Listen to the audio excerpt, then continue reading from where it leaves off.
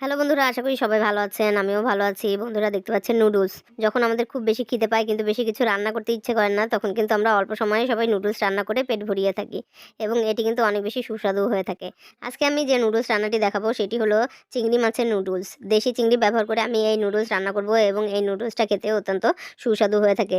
চিংড়ি মাছের টেস্ট নুডলসের টেস্ট অনেক গুণে বাড়িয়ে দেয়। চলুন তাহলে দেখে নেই কিভাবে করে আমরা বাড়িতে এই সুন্দর সুস্বাদু চিংড়ি মাছের নুডলস রান্না করেছি। এবার আমি নুডলসের জন্য সবজি রেডি করে নেব। এখানে আমি 2টি মিডিয়াম সাইজের পেঁয়াজ, একটি টমেটো, একটি গাজর এবং 4টি কাঁচামরিচ নিয়েছি। এই পেঁয়াজ, টমেটো, গাজর এবং কাঁচামরিচ খুব সুন্দর করে কুচি করে নেব। পেঁয়াজ, গাজর এবং টমেটো সুন্দর করে কুচি করে নিয়ে আমরা এই কাঁচামরিচগুলো মাঝখান দিয়ে এভাবে করে চিড়ে নেব।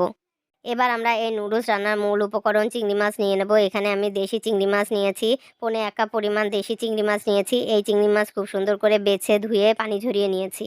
এবার আমরা চুলায় একটি প্যান দিয়ে দেবো এবং এই প্যান গরম হলে এর ভেতরে দিয়ে দেবো 1/2 কাপের একটু কম পরিমাণ রান্না সয়াবিন তেল। তেল গরম হলে এর ভেতরে আমরা কুচানো পেঁয়াজ দিয়ে দেবো এবং এই পেঁয়াজ নেড়েচেড়ে খুব সুন্দর করে হালকা ব্রাউন করে ভেজে নেব। পেঁয়াজ হালকা ব্রাউন হয়ে গেলে এর ভেতরে আমরা কুচানো গাজর দেবো এবং গাজর হালকা ভেজে নেব। গাজর হালকা ভেজে নিয়ে এর ভেতরে আমরা একটি ডিম ফাটিয়ে দিয়ে দেবো। একটি ডিম ফাটিয়ে এভাবে করে সুন্দর করে নেড়েচেড়ে ডিম আমরা ভেজে নেব। ডিম হালকা ভেজে নিয়ে এর ভেতরে আমরা কুচানো টমেটো এবং কাঁচামরিচ দিয়ে দেবো।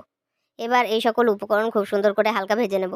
এবার এর মধ্যে দিয়ে দেবো মশলা। দিয়ে দিলাম 1/2 চা চামচ পরিমাণ আদা বাটা, দিয়ে দেবো 1/2 চা চামচের একটু কম পরিমাণ রসুন বাটা, লবণ দিয়ে দেবো 1/2 চা চামচের একটু কম, জিরার গুঁড়া দিয়ে দেবো 1/2 চা চামচ, চিলি ফ্লেক্স দিয়ে দেবো 1/2 চা চামচের একটু কম পরিমাণ, সয়া সস দিয়ে দেবো 1 টেবিল চামচ পরিমাণ।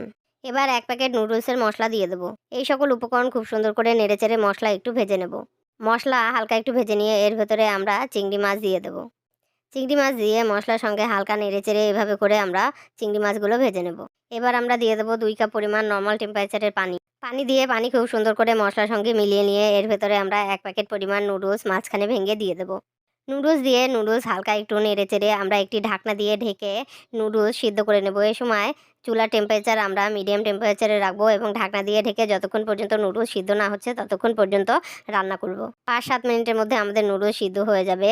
এই সময়ের পরে আমরা ঢাকনা খুলে নেব এবং নুডলস সুন্দর করে নেড়েচেড়ে নুডলসের যে অতিরিক্ত পানি রয়েছে সেই পানি শুকিয়ে নেব। এভাবে করে পানি শুকিয়ে নিলেই আমাদের নুডলস তৈরি হয়ে যাবে। তবে আমরা যে কাঁচামরিচ দিয়েছিলাম এবার এই কাঁচামরিচগুলো বেছে বেছে ফেলে দেব। কাঁচামরিচগুলো বেছে নিলেই আমাদের নুডলস পরিবেশনের জন্য রেডি হয়ে যাবে। এবার আমরা একটি বোলের মধ্যে নুডলস তুলে নেব।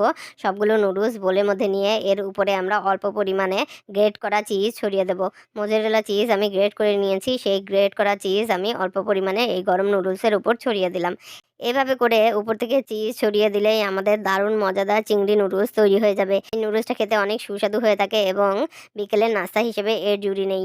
যারা নুডলস পছন্দ করেন তারা এভাবে করে নুডলস রান্না করে খেয়ে দেখবেন, তাদের এই রেসিপিটা অনেক বেশি ভালো লাগবে। আশা করি রেসিপিটা আপনাদের ভালো লেগেছে। ধন্যবাদ।